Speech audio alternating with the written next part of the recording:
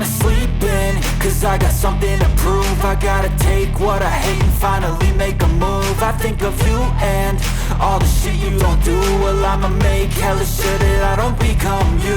I have no regrets, yeah, I'll tie up my chest. I'll never forget what it's like to be in debt. Been stabbed in the back bed, I'll show you what happens. Pass me the mic and I'll show you with action.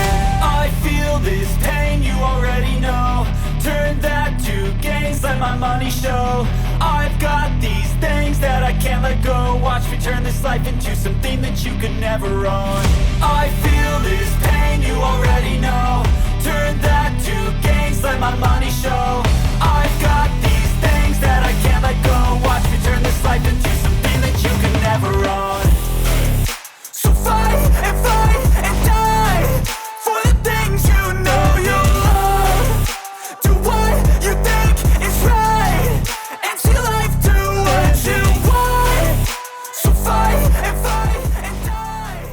Halo Libloiter, aku EDM. Kali ini aku lagi di Taman Mini Indonesia Indah dan aku mau ajak kalian jalan-jalan melihat rumah adat dari beberapa provinsi yang ada di Indonesia. Tapi sebelum aku keliling Taman Mini Indonesia Indah, aku mau mengingatkan kalian jangan lupa subscribe channel YouTube aku ini EDM dan follow juga Instagram aku ya. Kalau kalian suka dengan video ini, jangan lupa juga klik tombol super thanks yang ada di bawah video ini ya. Dan berikut ini anjungan provinsi yang ada di Taman Mini Indonesia Indah. Anjungan pertama yang akan aku tunjukkan ke kalian adalah Anjungan Aceh. Saat memasuki ke dalam Anjungan Aceh, kita disambut suasana sejuk dengan pepohonan hijau. Di sisi sebelah kanan terdapat satu unit pesawat bantuan masyarakat Aceh saat masa kepemimpinan Presiden Soekarno, yakni pesawat Dakota RI 001 Solawa. Kemudian terdapat bangunan utama yaitu Rumah Adat Aceh Besar atau Rumoh Aceh. Rumoh Aceh pada umumnya terdiri atas 3 ruangan, yaitu serambi depan, ruang tengah, dan serambi belakang. Selanjutnya, aku akan ajak kalian jalan-jalan ke Anjungan Bali. Saat akan memasuki Anjungan Bali, kita akan disambut oleh bangunan belah kembar dalam posisi berhadap-hadapan yang berfungsi sebagai gapura. Gapura tersebut merupakan candi bentar dan disebut juga sebagai gapura belah. Masuk ke dalam areal Anjungan, kita bisa melihat beberapa bangunan, seperti Balai Paruman yang berada di sebelah kanan. Balai Paruman berfungsi sebagai tempat musyawarah keluarga dan juga sebagai tempat untuk mempersiapkan sesaji menjelang upacara keagamaan. Kemudian Kori Agung yang berada di bagian tengah. Kori Agung merupakan sebuah pintu masuk suatu rumah untuk para tamu-tamu agung yang datang ke rumah tersebut. Di sisi sebelah kiri terdapat Balai Wantilan yang berfungsi sebagai tempat aktivitas masyarakat mengadakan rapat bulanan, pertemuan muda-mudi, latihan menari, naik gambel, dan sekaligus sebagai tempat pentas kesenian pada hari-hari tertentu. Selanjutnya, aku akan ajak kalian untuk masuk ke areal dalam dari Anjungan Bali ini. Di areal dalam terdapat Balai Jineng, Balai Loji, Balai Dauh, Balai Gede, Sanggah Pengijeng, Merajan, Balai Aling-Aling, dan beberapa bangunan lainnya.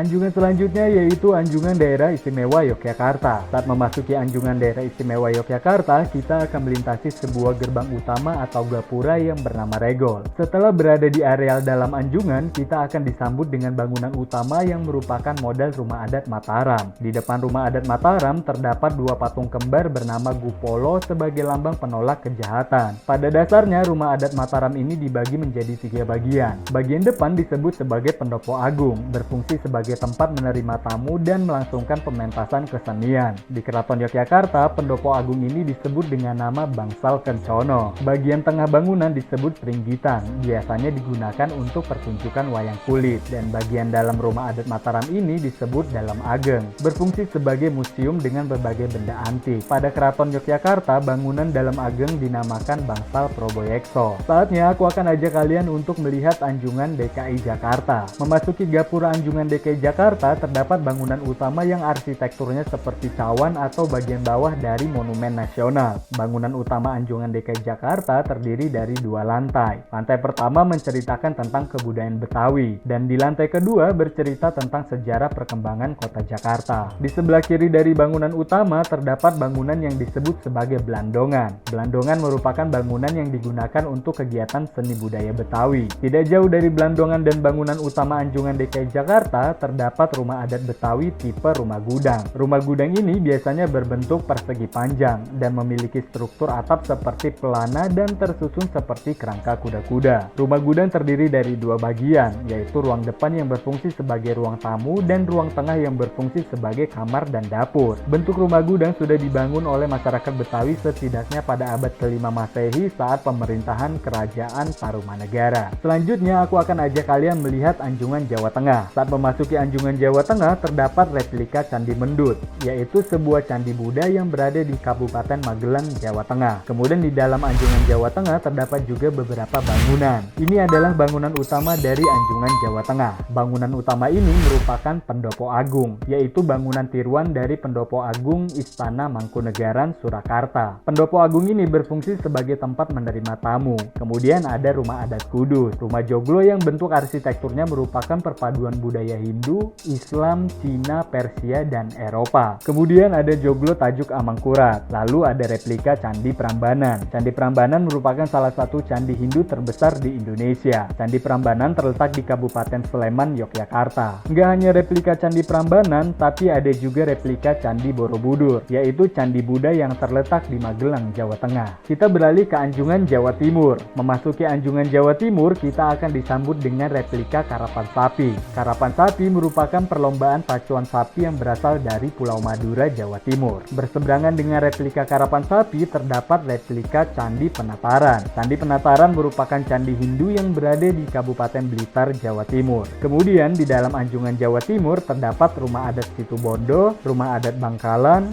Gokar Madura, dan ada juga warung gedokan dengan masakan khas Jawa Timur. Kemudian lanjut ke Anjungan Kalimantan Barat. Saat memasuki pintu masuk Anjungan Kalimantan Barat, kita akan disambut dengan replika rumah adat suku Dayak yang dikenal sebagai rumah bentang atau rumah panjang. Biasanya rumah adat ini ditempati oleh puluhan keluarga dengan jumlah orang mencapai ratusan. Kemudian terdapat juga replika Tugu Katulistiwa yang aslinya terdapat di Desa Batulayang, Kota Madia, Pontianak. Lalu ada replika Istana Kesultanan Kadaria. Istana Kesultanan Kadaria berada di Pontianak. Istana ini didirikan pada tahun 1771 Masehi oleh Sultan Abdurrahman Al-Qadri. Kita beralih ke Anjungan Kalimantan Timur. Di Anjungan Kalimantan Timur terdapat sebuah bangunan utama yaitu replika rumah adat suku Dayak yang disebut sebagai Rumah Lamin. Di depan replika Rumah Lamin berdiri kokoh Tugu Sumbang Lawing yang memiliki simbol untuk menyambut pahlawan selesai berperang. Anjungan Provinsi Maluku di Taman Mini Indonesia Indah menampilkan bangunan utama rumah adat Baileo yang aslinya merupakan tempat bermusyawarah atau pertemuan antara rakyat dengan Dewan Rakyat atau Saniri Negeri dan Dewan Adat. Kemudian di sisi rumah adat Baileo ini terdapat patung pahlawan Indonesia yaitu Kapitan Patibura yang bernama asli Thomas Matulesi dan pahlawan Marta Christina Tiahau. Anjungan berikutnya yaitu Anjungan Provinsi Nusa Tenggara Timur. Saat memasuki Anjungan Provinsi Nusa Tenggara Timur, kita akan disambut dengan replika komodo yang merupakan hewan endemik Indonesia yang berasal dari Taman Nasional Komodo di Nusa Tenggara Timur. Di dalam Anjungan Nusa Tenggara Timur terdapat beberapa replika rumah adat seperti Rumah Adat Sumba, Rumah Adat Rote, Istana Kerajaan Kupang atau Rumah Temukung, dan Rumah Adat Alor. Selanjutnya aku mau ajak kalian ke Anjungan Provinsi Sulawesi Selatan. Di dalam Anjungan Provinsi Sulawesi Selatan kita bisa melihat beberapa bangunan seperti Rumah Adat Toraja atau Tongkonan. Replika Rumah Adat Tongkonan yang ada di Anjungan Sulawesi Selatan ini adalah replika rumah pemilik penguasa adat. Kemudian ada juga Rumah Adat Toaraja atau Rumah Adat Balalampoa dan replika Istana Hasanuddin. Kemudian kita lanjut ke Anjungan Sulawesi Utara. Di dalam Anjungan Sulawesi Utara terdapat bangunan rumah adat dari suku yang berasal dari Sulawesi Utara seperti Rumah Adat Walewangko dan Bolang Mongondo. Kemudian terdapat juga patung-patung prajurit yang identik dengan tari perang Kabasaran. Anjungan berikutnya yaitu Anjungan Sumatera Barat. Tidak jauh dari pintu masuk Anjungan Sumatera Barat, kita akan melihat sebuah bangunan yang merupakan Balairung. Balairung yang ada di Anjungan Sumatera Barat ini difungsikan sebagai tempat aktivitas kesenian dan balai pertemuan. Sementara bangunan utamanya yaitu Rumah Gadang. Rumah Gadang yang terdapat di Anjungan Sumatera Barat ini adalah model rumah gadang 9 ruang 4 deret. Di Sumatera Barat, rumah gadang atau rumah besar ini digunakan untuk tempat tinggal sebuah keluarga besar yang dikepalai oleh seorang nini mama yang bergelar datuk. Namun di Anjungan Sumatera Barat, rumah gadang difungsikan sebagai ruang pameran atau museum. Di dalamnya terdapat terdapat pakaian adat yang ada di Sumatera Barat, pelaminan pengantin, alat musik tradisional, dan kerajinan tangan Sumatera Barat. Dan anjungan terakhir yang akan aku kunjungi adalah Anjungan Sumatera Utara. Saat memasuki pintu masuk Anjungan Sumatera Utara, kita akan melihat dua bangunan utama yang cukup besar. Bangunan di sisi sebelah kiri yaitu replika rumah adat Batak Simalungun. Rumah adat Simalungun dapat ditemukan di Pematang Purba, Kabupaten Simalungun, Sumatera Utara. Kemudian ada juga rumah adat suku Karo yang diberi nama Siwalu Jabu. Saat aku datang ke Anjungan Sumatera Utara ini sedang dilakukan revitalisasi dan akan ada bangunan baru. Sepertinya Anjungan Sumatera Utara ini akan semakin menarik untuk dikunjungi ya Libeloita. Oke Libeloita, itu tadi jalan-jalan aku di Anjungan Provinsi Indonesia yang ada di Taman Mini Indonesia Indah. Semoga informasinya bisa menambah pengetahuan kalian. Mohon maaf kalau ada salah kata, jangan lupa subscribe channel YouTube aku ini EDM dan jangan lupa juga untuk follow Instagram aku ya. Kalau kalian suka dengan video ini, kalian bisa klik menu super thanks yang ada di bawah video ini ya Libeloita. Sampai ketemu lagi di video selanjutnya. Auf Wiedersehen.